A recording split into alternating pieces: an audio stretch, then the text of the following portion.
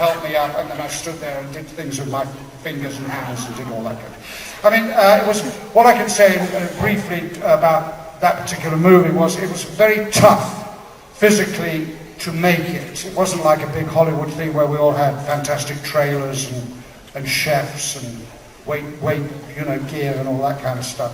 So it was, I think Terry Gilliam is a fantastic visionary filmmaker. Anybody who's seen his films, he can put his dreams onto the screen like nobody, well, he's a cartoon animator. And so what he tried for Monty Python. So when he did cartoons, he did that with real human beings. And one of the most important things about that I remember him saying, it was after Star Wars, and they had more visual effects for that movie than Star Wars, which you don't necessarily see. And of course it was before CGI. So everything was actually done either with models or was really done, because CGI didn't exist. That's how far back I go. It was actually the black and white movie, can you believe it?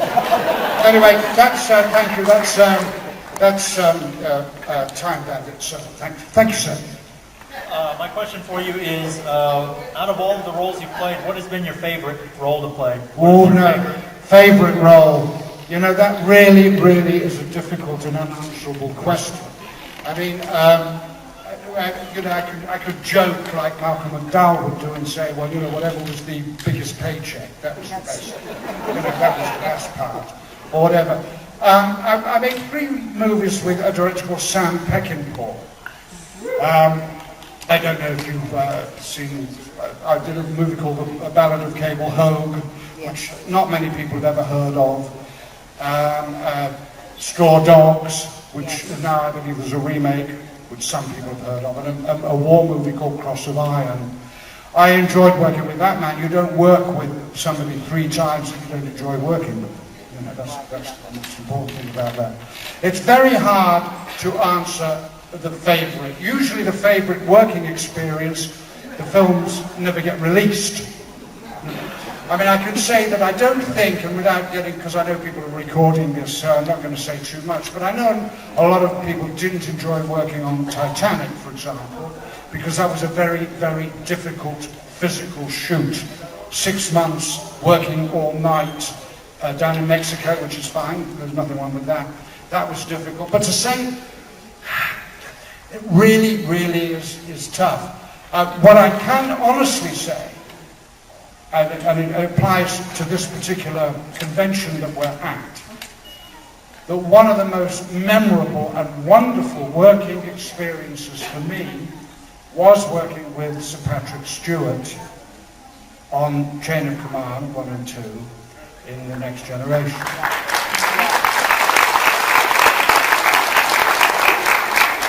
And the reason for that is because we were in theatre way back in 1966, 65, Stratford-on-Avon, Shakespeare, in a totally different genre than Star Trek. I've always admired Patrick, and I hadn't had a chance since we were doing Shakespeare in that time in 66 till Chain of Command to actually work together. And again, it was when I was saying about Time Bandits that Jonathan Pryce was asked to do it, he couldn't do it, so I did. I came in to do Chain of Command 3 days' notice because somebody was ill, they dropped out, and it came my way. And if anybody wants to know a little thing about that, because I only had 3 days, and that kind of dialogue, that kind of stuff you have to say, it's quite difficult to learn. It's a kind of, the science fiction genre dialogue is quite difficult for me anyway. So I hadn't time to learn it in 3 days. There's a lot of dialogue there. So what the crew did with Sir Patrick's, great cooperation was write all the dialogue around the set, everywhere. If you ever have it on DVD, you have a look at that section, not just because, you see me now. I read every single line from what we call an idiot ball. Some actors can't learn lines and they're idiots. Well, I'm one of them.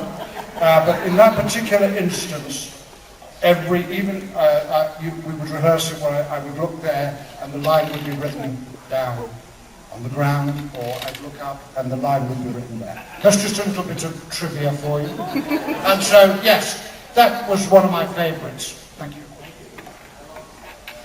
A pleasure to meet you. It's great to hear the voice of Chancellor Gorkon without the makeup. Which did you find more challenging to play, the Cardassian or the Klingon? Or was there any difference at all? Well, no, the Klingon. There was so, no, but very briefly, thank you for asking that. The guy, that was Star Trek 6, Gorkon, versus Chain of Command, Cardassian. Which, no, because I think I made it quite clear, I had such a wonderful time working with Patrick that was the easiest part. Gorkon was a little bit more difficult because there were so many other actors there. You see, if you're working with one actor, it's just two of you, and it's just much easier. But when you've got people like William Shatner there, and no, that's not. But that's just a cheap shot, you know. I mean, look, if it wasn't for William Shatner, I don't think any of us would be here, would we? I mean, there would be no Star Trek without. And so it was difficult, mainly because it was just more difficult to film. I can't actually specify why, but the Cardassian was easier for me. Thank you. No? Well, I suppose I can't dance, I can't tell jokes, I can't... You asked me a question, come on. How tall are you? I'm 6'2", thank you, next question. Where'd you get that suit? Where'd you get that suit? I'm sorry? No, I'm just kidding. Yeah. Planet of the Apes. Yeah. And in terms of the posture that you had to establish in order to perform as an ape, did you have to go through a lot of rigorous training or boot camp or anything like that? Planet of the Apes I was in. I did 2 days work, thank you for asking. Another makeup job. I did 2 days on it. No, I didn't go through. Actually, the others did. There were ape classes for Planet of the Apes. I remember we were all supposed to go, but I didn't do that because I decided to play my part sitting down, so I didn't have to walk around too much. But there was ape classes. It was rather like on the Titanic. There were etiquette classes about which knife and fork you had to pick up. So I didn't. I'm not very good at that kind of preparation. I'm certainly not a method actor. I mean, if any of you saw Jack the Ripper last night, if you're a method actor, how do you prepare for that? How does a method actor prepare to play Jack the Ripper? Think about it. Oh, you've got a time bank this question, have you? No.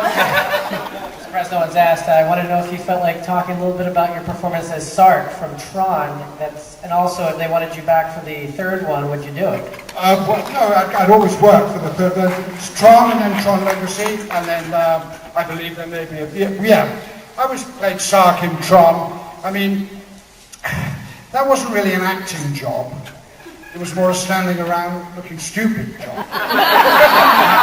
I mean, think about it. I mean, think Time Bandits with the fingernails is bad enough, but all that stuff there, and then you're wearing kind of ballet stuff, and they had to, you know, sort of technically before CGI again.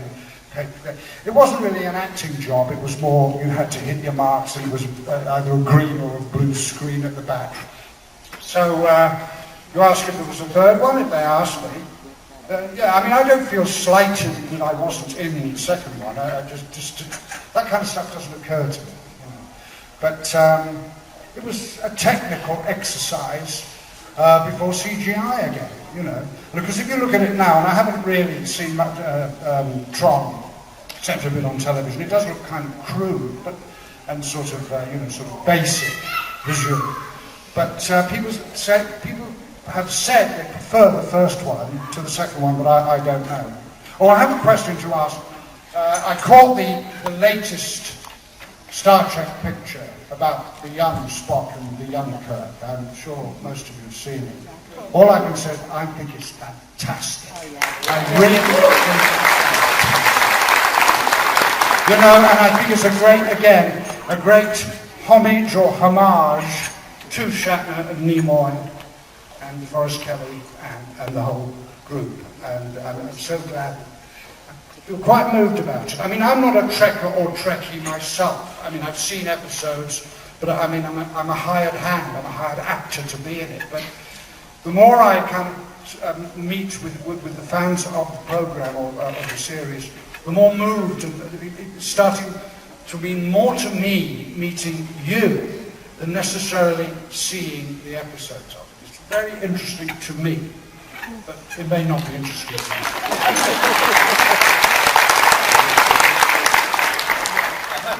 You spoke about your role in Titanic. I was wondering which one, you spoke about the working environment and how it was difficult, and I was curious, because you had been in 2 films on the subject, SOS Titanic and the Cameron film. Which one was more a rewarding experience for you personally, and which one more rewarding professionally?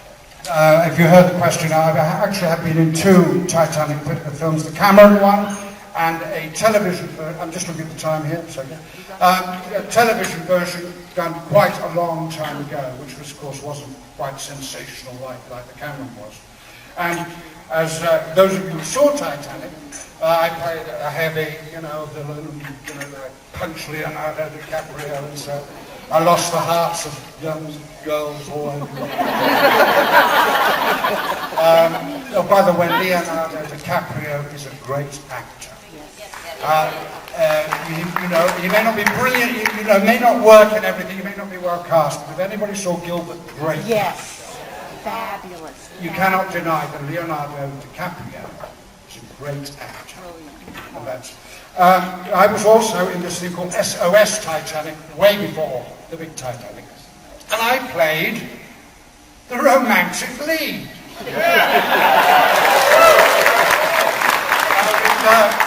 Susan St. James was my love interest. If you know Susan St. James, I think she was in Rock Hudson. Macmillan and White, yes. That was when they would take people from TV series and pop them all into a movie of the week. Cloris Leachman and David Jansen and all sorts of people were in it.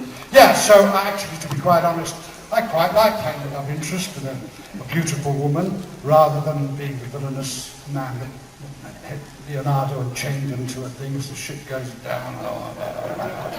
So yes, I preferred the other one, but nobody saw it. Speaking of villainous men, the first role I ever remember seeing you in is Jack the Ripper in Time After Time. And you were talking about your reminiscing on the other movies. I was wondering what you remember from that one. What do I remember from doing Time After Time? Well, that part, thank you for asking that question. I won't be too long on it, but I mean, again, I've told you now that in Time Bandits, they wanted the actor called Jonathan Pryce. And what was the other one? They wanted somebody else, and they couldn't. Anyway, for Jack the Ripper, in Time After Time, now wait for it, ladies and gentlemen.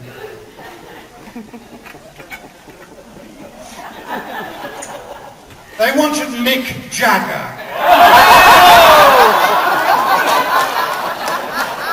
They wanted Mick Jagger to play Jack the Ripper.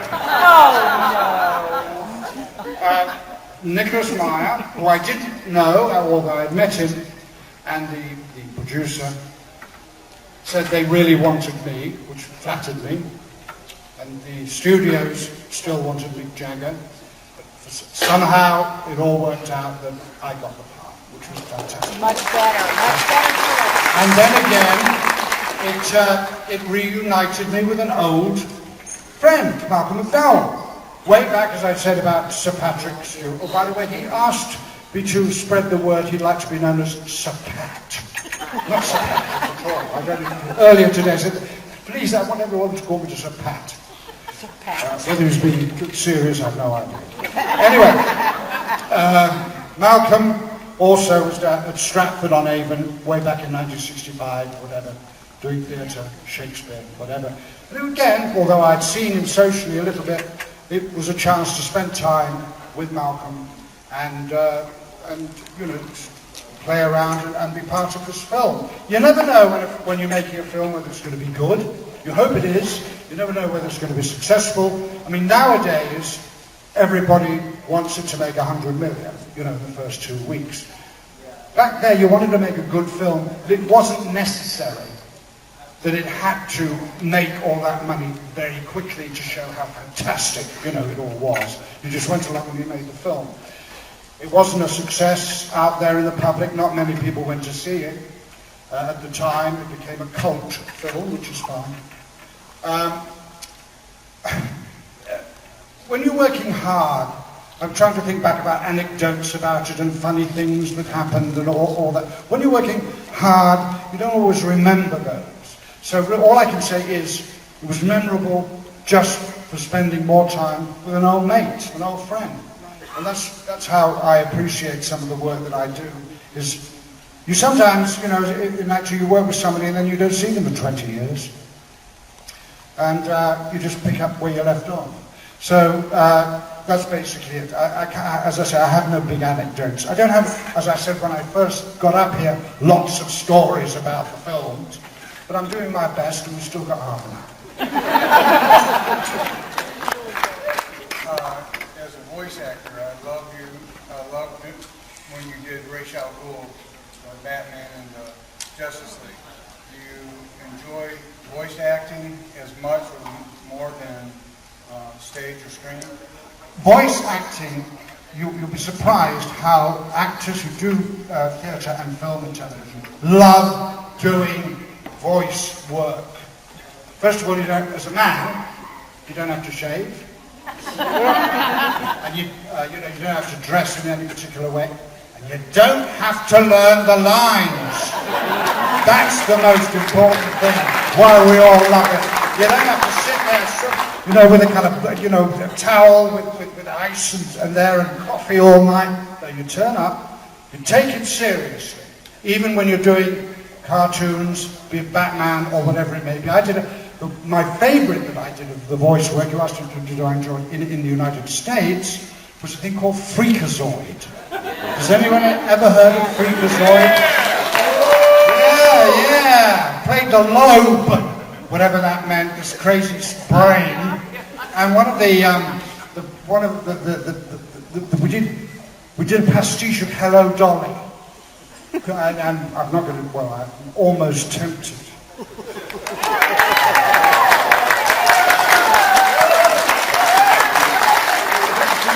No, seriously, can you put your hands up? Because I don't want to do this if nobody knows what I'm talking about. How many people have heard of Freakazoid or seen it? Oh, enough. Right, okay. So there's this, Hello Dolly, and all that kind of stuff. I don't have a singing voice. But they had this low, right, this huge brain with tiny little legs, doing the Barbra Streisand. Coming down, with weight, coming down the stairs in the Hotel, if you remember that. I don't know how many of you like musicals, I haven't seen it. But, oh God, I just noticed myself here. Now that's another extraordinary British, or no, Northern Ireland. Yes, he's British. It's okay, you have to be very careful now. It's like calling Canadians Americans or Americans Canadians. You can't do that. Ken Branagh, Northern Irish. Anyway, I played his father. And anyway, that's good. Totally. And now I've got to sing Hello Lobie. Hello Lobie. Well, hello. That's it. You've got it.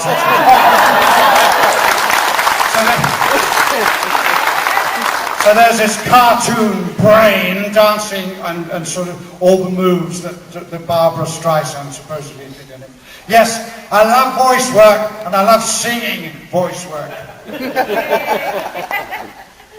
Okay, one of the first roles that I ever saw you in was in the second Teenage Mutant Ninja Turtles movie. And I guess for the longest time I was just kind of like, yeah, that actor, the one that was scientist guy in Teenage Mutant Ninja Turtles 2.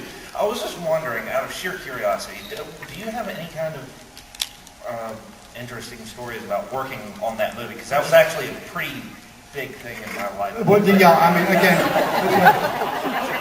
I'm not going to say anything about it.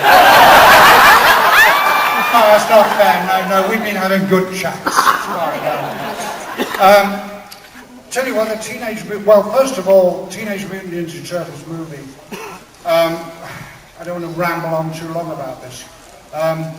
but I was doing a film with a wonderful actor called Ian Holm. Do you know who Ian Holm is? You do? Okay. Forgive me, I mean, he's a great, he is now Sir Ian Holm. And we were doing a Chekhov television, you know, heavy Chekhov on television. Uncle Vanya, and I played Uncle Vanya, and he played the other leading male role. And I said to Ian, I said, what are you doing after this? And he said, well, I'm going to be doing The Naked Lunch, one of these sort of, what he was really telling me, he was doing some really high art projects, one about Kafka, and another about something else. He said, what are you doing, David?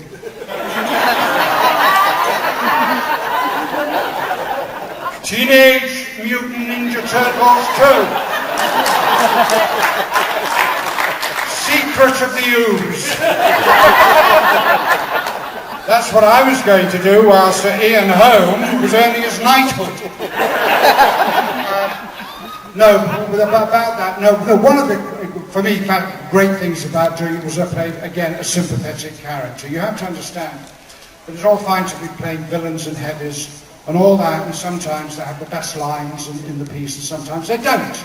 Well, and people would come and say, are you ever going to play a nice guy? You know, and sometimes, you know, little kids would not want to sort of be too near you if they'd seen you on television doing something. So when Teenage Mutant Ninja Turtles 2 came along, and I was playing a friend of the Turtles, their friend and their ally, I leapt on it. But the guys in those turtle suits, for any of you old people who happen to be dragged along by your grandchildren or whatever, the kids in those suits, you know, had to stop for air every 2 or 3 minutes. They had to take them off, feed them oxygen, do all that. For them, it was a really, really difficult job, and you know, it was really quite extraordinary. The efforts that those 4 young guys, and they had stunt turtles. You know, it wasn't easy for them, but it was great to play a good guy on the side of the heroes. With Halloween coming on Monday night, I think it would be great if we could talk a little bit about, you were in 2 very successful horror films, one being The Omen and the other being Waxwork. Yes. So I was just wondering if maybe you could step into the dark side for a little bit and tell us what it was like working in a true horror film. Well, hang on. Which are you calling? Seriously, I'm not being stupid here. Well, I may be stupid, but I'm being serious. Which is to you the horror film? Waxwork. Okay. And then The Omen is a thriller, but it's now become... Yes, I mean, no, Waxwork was... I didn't see Waxwork. I don't often see the films that I'm in or listen to necessarily the recordings of things. That's just this kind of actor and what I am. So I haven't seen the whole of Waxwork at all. So I don't know how much horror there is in it, except my bits where I can't even remember. I didn't do much. I just stood there, didn't I, and said things. Atmosphere. The atmosphere. However, The Omen is not really a horror film. I think of its type, The Omen is really a pretty good film. It's preposterous, if you really think about it. Gregory Peck and the other actor, which was me, you know, opening a grave and finding the skeleton of a dog in it, you know, and being attacked by dogs. How many saw The Omen, by the way? Whoa! Well, the dogs, right? People have said to me, you know, were the dogs scary? And they wouldn't come near us. The dogs kept away. I don't know what it was. We both showered, or maybe that was it, you know. They just would not attack us. So we had to put meat down our shirts. We had to have strings to pull them towards us. And there's one thing where I'm on the ground and it's attacking my neck. And I had to hold it to me while with that hand, pushing it away with the other hand. And the dogs and the no, but seriously, again, that was an atmosphere piece. The thing about the Omen was there was no blood in it. It was not a blood-fest film. It was the music, the atmosphere, and it was preposterous, though. Absolutely preposterous. I mean, Gregory Peck He was a wonderful, wonderful man, and I was very proud to have a chance to know him for the duration of that film. And he did say, if we can convince the audience with this story, we all deserve Oscars.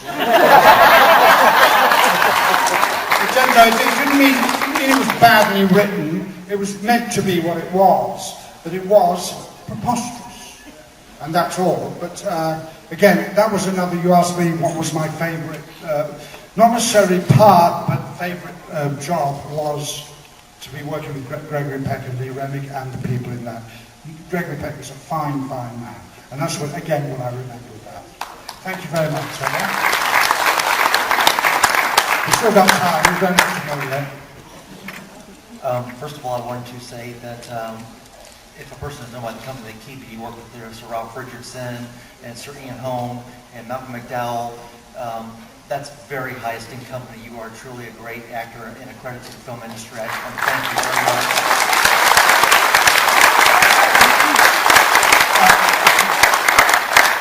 Do you have a question or can I answer? No, I thank you for that compliment. You know, I've worked with some awful people too, you know. I mean, really difficult people. No, thank you very much. I mean, you can only, again, you fall into it. When people aren't available to do a part, you get asked to do it. And that's how a lot of my career has been. So thank you for that wonderful compliment. I'm always awestruck when I go through my old press clippings or and to see all those wonderful people that I have had the chance to. In the old days, it used to be celluloid that went through, when you screen. Now it's video. But I used to think to myself, I've shared a frame of celluloid with that actor, Gregory Peck, James Mason, all sorts of names that people do or don't know, it doesn't matter. But to me, to actually be there in history, standing by the side of somebody who I admired from my childhood, is the most extraordinary thing. Extraordinary. And also, of course, if you're lucky enough to go on location to some extraordinary places that they pay you to go and film there, it's like having, if I kept the films that I was in, I'd have kind of me on a travelogue. There's me in Masada in Israel, and there's me in the Atlas Mountains of Morocco, and there's me in Mauritius, and there's me in South Africa and Canada, of course the United States of America, which I lived in California for 14 years, so I don't know why I mentioned that, that's got nothing to do with it. Thank you for being here. I'm curious about what your favorite Shakespeare play is and your role, perhaps, favorite roles that you've played, and maybe who are some of your favorite fellow Shakespearean actors. Thank you for that question about Shakespearean role, which I will be brief as we are at a different kind of thing. But I've been lucky enough to start my career doing Shakespeare, as I said earlier, with Sir Patrick Stewart when he was starting out, Malcolm McDowell, all sorts of other people. I was lucky enough at 24 at Stratford-on-Avon, which of course used to be the mecca for Shakespeare performance of playing Hamlet when I was 24. I played the character called Richard II, Henry VI. Those were the leading parts. Also you play little parts, and I played King Lear about 4 years ago. I played Falstaff 3 years ago. The people, actually the Shakespearean actors that I've worked with, apart from Sir Patrick and Malcolm, and Sir Ian Holm, who for me was one of the great Shakespearean actors. By the way, I don't call myself a Shakespearean actor, and I don't call myself a classical actor. I'm an actor who has played in Shakespeare. Now, I see Sir Patrick Stewart as a classical actor, as well as 7 years of Star Trek really means as a man for all seasons, genuinely. But he started out and has dedicated most of his career to furthering the understanding of Shakespeare, as well as playing Picard, and as well as doing all the other fine work that is done. I think you can tell the way I talk about Sir Patrick, who I've never been to his house for dinner, by the way. It's just one of those things. I have a really, really high regard for that man. And he's just a fine Shakespearean actor, and it's so interesting because he hasn't played Hamlet, and he hasn't, I don't think, played King Lear, but he's still one of our leading classical actors, as well as have been in this genre, which I think is an extraordinary way of just turning your career. I also have different genres too, but not in quite the same high profile. I'm a kind of character actor who pops up in stuff, and people like Sir Patrick are stars. I'm so delighted to meet you. For years in my classroom, I showed A Christmas Carol, where you played Bob Cratchit, and it made such a difference in my life and the lives of my students in which we studied being giving and being loving.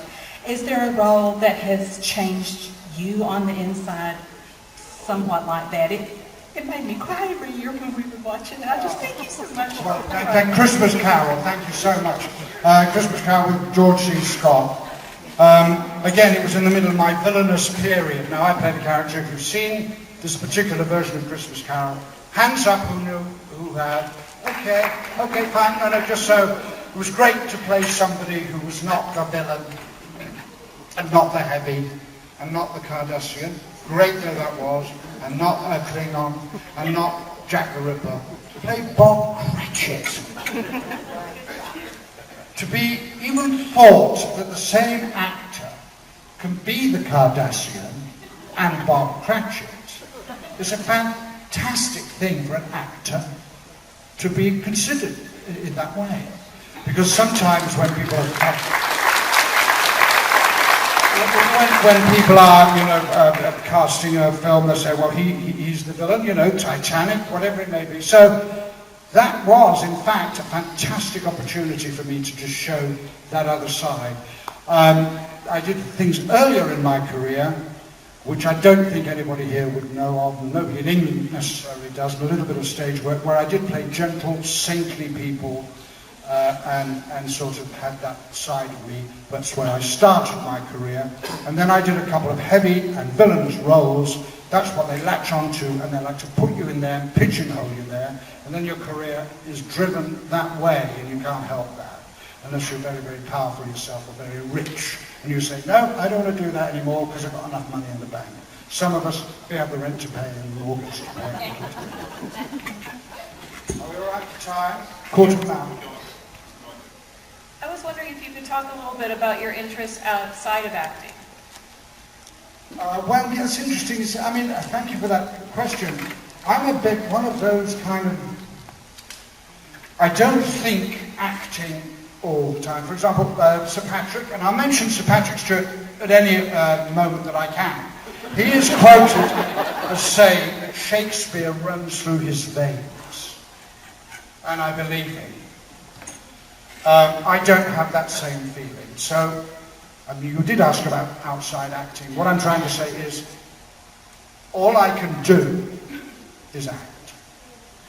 I have very few hobbies outside, so I tend to sort of be a bit private and reclusive. Sit at home in England and watch the cricket, which I won't even try to explain. Cricket being a sport, not an insect.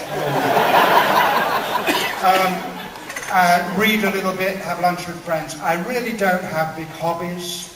I don't drive fast cars, I don't have a Learjet, I don't, have a house in the country, I don't go hunting, I don't do anything like that. So, I actually wait for the phone to ring. And now I've got on the convention circuit.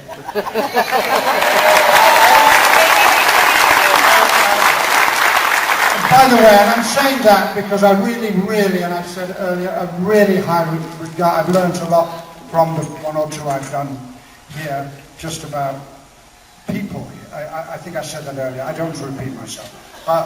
And I wasn't being too facetious. I hope I answered your question a little bit, but I don't have any of those kind of things going in my life. No, the convention circuit that's the wrong word for it. To be invited to talk about or to be part of this whole extraordinary Star Trek. Don't forget, I'm only an actor who popped in for 3 shows. I'm not like a regular. I was wondering, all the roles you played, which one was your favorite? I beg your pardon. I was wondering, out of all the roles you played, which one was your favorite? Well, that was sort of asked earlier about which... I wasn't. Oh. Well, okay. No, it was asked earlier. It's very, very difficult to say the favourite. I will say that the favourites now are the nicer people. I don't know whether you were here when we talked about the Ninja Turtles. No? You weren't there? No. Okay, you've just... No, it's okay. Fine. I mean, have you ever seen a film about the Ninja Turtles? Your brother has. Bring your brother up. No, he's not here. Okay. No, all I can say is it's very hard to say that because I've done so much now, and I just prefer to play nice people instead of nasty people. That's all I can say. And thank you for that question. And thanks for coming. Yes, sir. Any future projects in mind? Any projects that you're working on or in the works? Well, actually, if I can get back there, I'm doing a little kind of small, very small film up in New Hampshire. At this moment, I flew down from Burlington, Vermont, to be here. And I hear it's snowing up there, and whether we'll ever get out of Orlando up there, I don't know. But it's a small project. It doesn't have a title at the moment. But I've no big. The studios, unless Tron 3 phones, big studios are giving me a wide berth. So there's no big stuff. But I'm not worried about it. I'm of a certain age now and a certain experience that I feel I can sit back and not worry about too much about the work, what's coming. So I have no big projects turning up. Are you okay there? If anyone else has any questions, come on up to the microphone here and ask Mr. Warner your loves, your interests, anything you want to add. I love talking, if anybody has anything they want to ask, I'm here for 10 minutes more. No? Oh yes, is somebody coming? Is there going to be a question? Oh, quick. Great. I was just curious if you had any roles that you would turn down previously that you really regretted. That I regretted? Yes, not... No, I hear what you're saying. Rather like, who was it? Ronald Reagan turned down Casablanca. All that kind of stuff. Something to regret. He became President of the United States, I think, instead.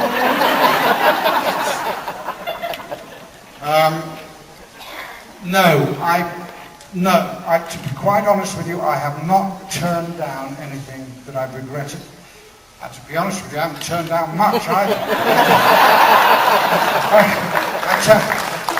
If you've seen some of my lesser work, you'll know that I am, in fact, and have been for a long time, a recovering workaholic. If you ever look and see some of the titles of the films or projects I've done, you think, well, how can a guy who's played Hamlet and King Lear be in whatever, that thing? Because I was a workaholic. I had, and some of those films and projects I did were the equivalent of an alcoholic drinking mess. You just do anything to get the kick, the hit, or to pay the rent. But I'm not, I've turned down stuff that I haven't regretted to, like pedophiles or whatever it may be, something I just would not want to go anywhere near. But no, there's nothing I regretted. It's not like James Bond, Pierce Brosnan took the part that I turned down. That never worked that way, or Anthony Hopkins. I've never turned down anything. No, honestly, not turned down anything. But things, as I said, I should have turned down, but I didn't. Since you asked that, this wasn't actually my question, but I think you have said once you were too busy to even consider playing Doctor Who. Doctor Who is an English... Yes. British... I don't know how many... Well, we have to be very clear. So the question was, did I turn down Doctor Who, or it was reported I turned... You said you were too busy to even consider consider? Oh, that is true. That is, but this is way back. Thank you for asking that. Yes, I was, yes, the actor called Tom Baker, who played Doctor Who, very famous, which way back would be quite, anyway. Doctor Who, yes, I couldn't consider it because I was busy, so I didn't even think about it. Although, talking about doing audios and stuff, I've done Doctor Who on audios. We have a company, there's a company in England who have the franchise to do just audio Doctor Who's. And so they've had all the Doctor Who's who are alive still, because there's been a lot of Doctor Who's, because they regenerate, have all done audios, little stories, hour-long stories that you can buy on a CD. And I was invited. Sir Derek Jacobi has played Doctor Who on these. I've played Doctor Who twice. So, yeah, I was too busy to consider it. Thank you for that question. There you go. I hope you don't mind me coming back to Time Bandits. Do you have the dialogue you gave in Time Bandits was so good. Do you have a favorite line? Because I love the part where you said, "If I was God, I wouldn't admit useless things like nipples." Well, the only one, the evil genius. Yeah, I mean, please, I don't have the lines in my head. If you saw it last week or something, you know, you might do. But there is one line which I wrote on, I don't know if it was yours or somebody's photo today, where the evil genius talks about the supreme being. That's the great Sir Ralph Richardson, the late great Sir Ralph Richardson. And what has the supreme being done for us? Nipples for men.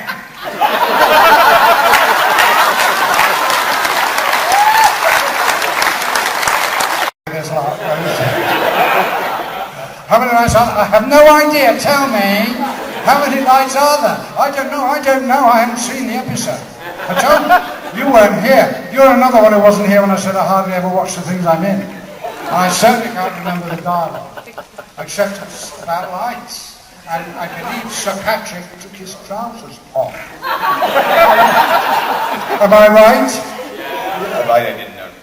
No, I don't know. Was it 4 or 5? I know that. Anyway. What a way to end. Probably should Answer the question. That's not fair. That's not fair. Come on, we got 4 minutes. Give me a question I can answer. Thank you for the question. One more. This will be the last. Let's see if I can answer it. 4 lights, 5 lights, I don't know. Mr. Warner, would you object if we started a campaign to have Sir David Warner?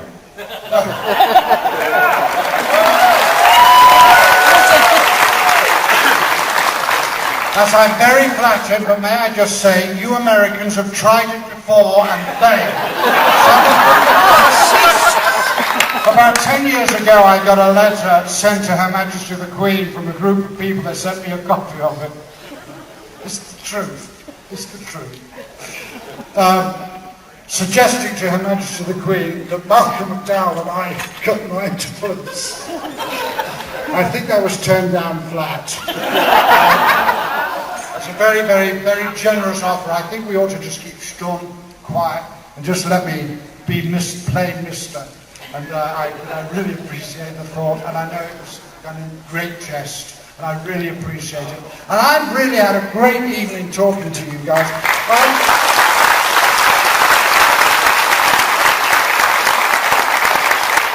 I didn't know that I could do this because I haven't done it before. So you're the first ones to experience it.